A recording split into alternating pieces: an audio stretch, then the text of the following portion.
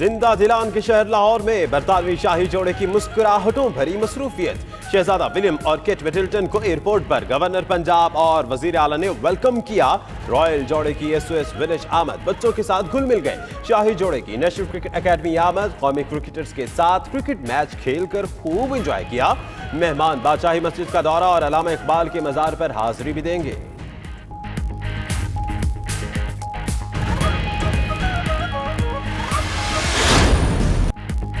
फवाद चौधरी हुकूमती जिम्मेदारियां तबाहाल private sector पर डालने के बयान पर कायम। विफाकी वजीर कहते हैं नौकरियों में प्राइवेट सेक्टर ने ही लीड करना है। यहाँ हर इदारा गवर्नमेंट फंडिंग पर बैठा हुआ है। हम रूटीन के आलू मटर बेचकर मईशत को बड़ा सहारा नहीं दे पाएंगे। सरकारी मुलाजमतें मुश्किल होने के बयान पर पहले भी तूफान आ गया था।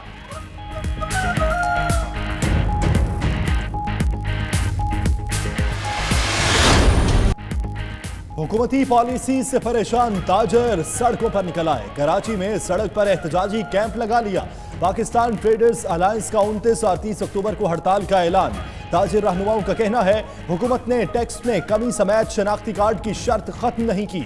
जमील फराचा ने कहा कि टैक्सेस मसाइल हल न होने से मईशत तबाह हो चुकी। इंतखाबी दावे और झूठ अब बेनकाब हो रहे हैं।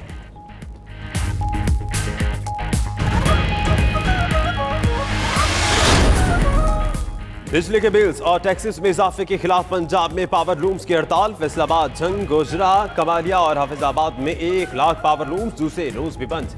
सन्नत का पहिया रुकने से लाखों मजदूर भी रोजगार से महरूम। घरों के चूल्हे ठंडे पड़ने लगे। फैक्ट्री मालिकान कहते हैं हुकूमत ने सहारा ना दिया तो पावर लूम सेक्टर तबाह हो जाएगा।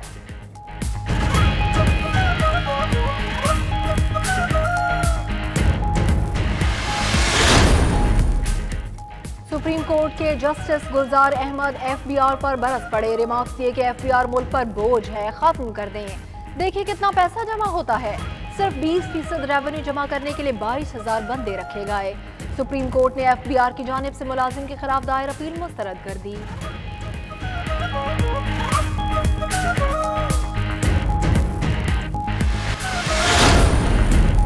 सोने की स्मगलिंग का सबसे बड़ा स्कैंडल। 60 अरब रुपए वालियत की स्मगलिंग केस का फैसला। सदर ममलिकत के दफ्तर से अनकरीब आने का इम्कान।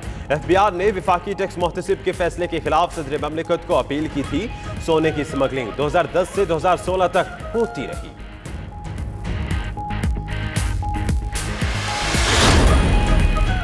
नौजवानों की किस्मत बदलने के लिए हुकूमत की बड़ी काविश। वज़ीर-ए-आज़म इमरान खान आज कामयाब जवान प्रोग्राम का इफ्तिताह करेंगे।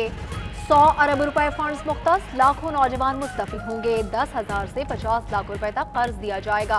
प्रोग्राम के तहत बासलाहियत नौजवानों को आला तालीम, हुनर और कारोबार के मौके मिलेंगे।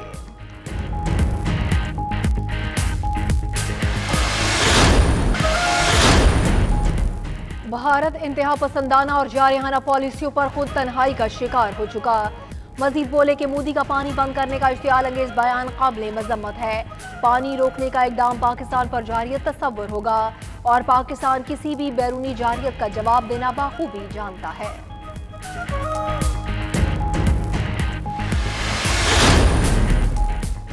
तहरीक इंसाफ की एमपीए ज़बीन गुल को मुबैना प्रोटोकॉल ना देने पर कार्रवाई का मामला। चिल्ड्रन कॉम्प्लेक्स मुल्तान के डॉक्टर्स का मुस्ताफी होने का ऐलान। चिल्ड्रन कॉम्प्लेक्स की तमाम फैकल्टी आज इस्तीफा जमा कराएगी।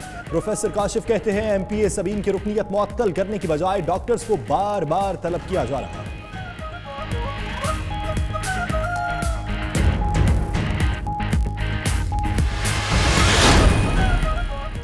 भारतीय क्रिकेट बोर्ड के नए सदर सौरव गंगोली ने पाक भारत सीरीज के इम्कान को रद्द कर दिया।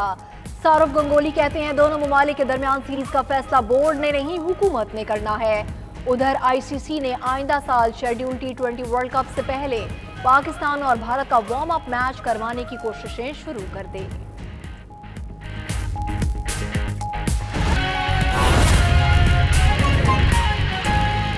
हेडलाइंस के बाद आपको बताएं कि वज़ीर-ए-आज़म इमरान खान मौलाना फजल रहमान से बराह रास्त बात करने के लिए तैयार हो गए हैं। जराए ने यह भी दावा किया है कि मुज़ाकराती कमेटी मौलाना फजल रहमान से मुलाकात के दौरान अगर बात कराना चाहे तो वजीर आजम बात करेंगे। वजीर आजम ने बात कराने का इख्तियार परवेज खटक को दे दिया है। इसी पर बात करते हैं, फ़हीम अख्तर हमारे साथ मौजूद है।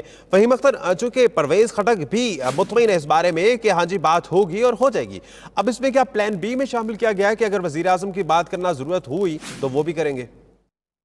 जी बिल्कुल, वज़ीर आज़म इमरान खान की जानिब से क्योंकि ये टास्क सौंपा गया है जो वज़ीर दिफा हैं परवेज खटक, उनको कि मौलाना फजल रहमान से बातचीत करें, मुज़ाकरात करें, और इस हवाले से कमेटी भी तैयार की जा रही है परवेज खटक की जानिब से। तो ज़राए से मालूम हुआ है कि वज़ीर आज़म इमरान खान खुद मौलाना फजल रहमान से बात करने के लिए भी तैयार हुए हैं। अलबत्ता मशरूत तौर पर वज़ीर आज़म ने ये रजामंदी जाहिर की है और ये कहा है कि अगर मुज़ाकराती कमेटी किसी पॉजिटिव मोड़ पर पहुंचती है और मौलाना फजल रहमान मुज़ाकरात के लिए तैयार हो जाते हैं और किसी बात पाने के लिए तैयार होते हैं, तो अगर मुज़ाकराती कमेटी चाहे तो वो वज़ीर आज़म से यानी उनसे भी बात करा सकती है। और ये बात करने का जो इख्तियार है और जो मैंडेट है वो वज़ीर आज़म ने परवेज खटक को दिया है कि अगर वो मुनासिब समझेंगे तो मौलाना फजल रहमान से बात की जाएगी। अलबत्ता वज़ीर आज़म इमरान खान ने परवेज खटक को ये भी हिदायत की है कि मौलाना फजल रहमान के जो काबिल अमल मुतालबात हैं वो तस्लीम किए जाएंगे। जैसे इस्तीफे की बात है वो किसी सूरत में तस्लीम नहीं की जाएगी। अगर इंतखाबी अमल में बेहतरी लाने के हवाले से या तो इंतखाबी धांधली कमेटी के हवाले से जो अमूर अगर बातचीत होगी तो उस पर रजामंदी जाहिर की जाएगी। तो ये वज़ीर आज़म मशरूत तौर पर मौलाना फजल रहमान से बात करने के लिए तैयार हुए हैं और वो टेलीफोन पर बात करेंगे अगर मुज़ाकराती कमेटी ने मुनासिब समझा तो। जी सही, बहुत शुक्रिया आपका फ़हीम अख्तर।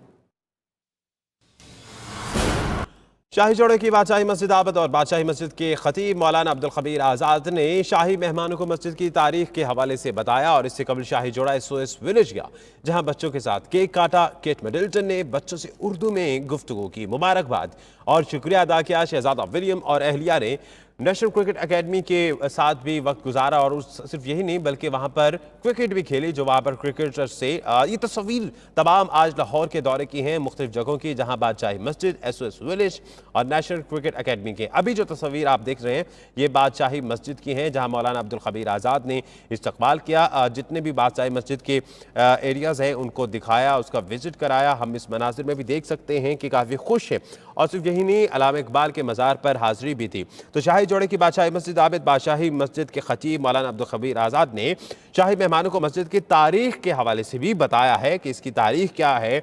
ये पाकिस्तान की दूसरी बड़ी मस्जिद है। इससे कबल शाही जोड़ा SOS विलेज गया था, जहां बच्चों के साथ केक काटा। केट मिडल्टन ने बच्चों से उर्दू में गुफ्तगू की थी।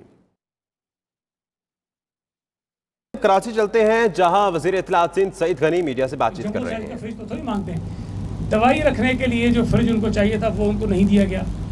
आसिफ अली जरदारी साहब उन शदीद गर्मियों में भी अडियाला जेल में और फरियाल तालुक साहिबा भी एक पंखे के साथ एक आम से कमरे में रह रहे थे। उन्होंने कभी गिला नहीं किया इस बात का। लेकिन अगर उनकी तबीयत नासाज है तो ये उनका हक बनता है। कोई आम कैदी भी, कोई मुजरिम कैदी भी जिसको सज़ा हो गई हो वो जेल में हो, और अगर वो अलील हो, वहाँ डॉक्टर कहें तो उसको पहले जेल के हॉस्पिटल में ट्रीट किया जाता है और अगर ज़रूरत हो तो उसको बाहर किसी बड़े हॉस्पिटल में भी दाखिल करा दिया जाता है। यहाँ जिस शख्स की हम बात कर रहे हैं वो साबिक सदर पाकिस्तान है, वो इस वक्त रुकन कौमी असम्बली है और साबिक वफाकी वज़ीर है। पाकिस्तान पीपल्स पार्टी पार्लियामेंटेरियन जिसकी एक सूबे में हुकूमत है और असम्बली में उनकी अच्छी खासी तादाद है, सेनेट में अच्छी खासी तादाद है, उस पार्टी का वो सदर है। उसको ये वो आसाइशें या वो सहूलतें भी जेल में नहीं दे रहे हैं जिसकी इजाज़त कानून देता है। मैं ये समझता हूँ कि आसिफ अली जरदारी साहब का इलाज उनका हक है, उनको बेहतर इलाज मिलना चाहिए, उनको फौरी तौर पे हॉस्पिटल में मुंतकिल किया जाए। हम नहीं कह रहे हैं उनको रिहा करो, हम नहीं कह रहे हैं कि उनके खिलाफ जो तहकीकात हो रही है उसको बंद करो, हम नहीं कह रहे हैं कि जो एहतसाब का ड्रामा आपने चलाया है उसको ख़त्म करो, ये अदालतों में खुद का सामना करेंगे। लेकिन कम अज़ कम उनकी सेहत के इशू पर हम किसी भी किस्म का कंप्रोमाइज़ नहीं कर सकते हैं। जहाँ तक आपने आवारा कुत्तों की बात की, देखें आवारा कुत्तों का इशू पूरे मुल्क का इशू है, सिर्फ कराची का नहीं है। मुझे तो हैरत होती है, ये जो इशू पूरे मुल्क का है उसको घुमा फिरा के या तो सूबा सिंध या फिर कराची पे ले आते हैं। या तो आप लोग ये मान लें कि पूरे पाकिस्तान में सूबा सिंध के अलावा कुत्ते कहीं पर भी नहीं है और सब अमन और सुकून है, कुत्ते वो। फवाद चौधरी के बाद जिनका कहना है कि मैंने कहा सरकारी मुलाजमतें मुश्किल हैं, तो मीडिया में तूफान बरपा हो गया। वफाकी वजीर फवाद चौधरी नौकरियों से मुतल्लिक बयान पर डट गए और कहते हैं कि नौकरियों में प्राइवेट सेक्टर ने लीड करना है। रूटीन के आलू मटर बेचकर माइशत को बड़ा सहारा नहीं दे पाएंगे। हमारे यहाँ हर इदारा गवर्नमेंट फंडिंग पर बैठा हुआ है।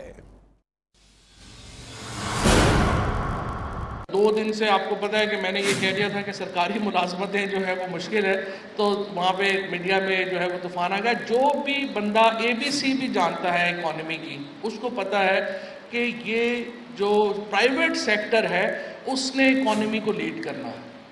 जो बिल्कुल ही जिसको नाबलद है इकॉनमी से, उसको तो ज़ाहिर है कुछ नहीं किया जा सकता, क्योंकि कुछ बेसिक पता होगी तो उसको समझ आएगी। हमेशा जो प्राइवेट सेक्टर्स हैं वो लीड करते हैं इकॉनमी को, और नौकरियों में भी प्राइवेट सेक्टर ने लीड करना है।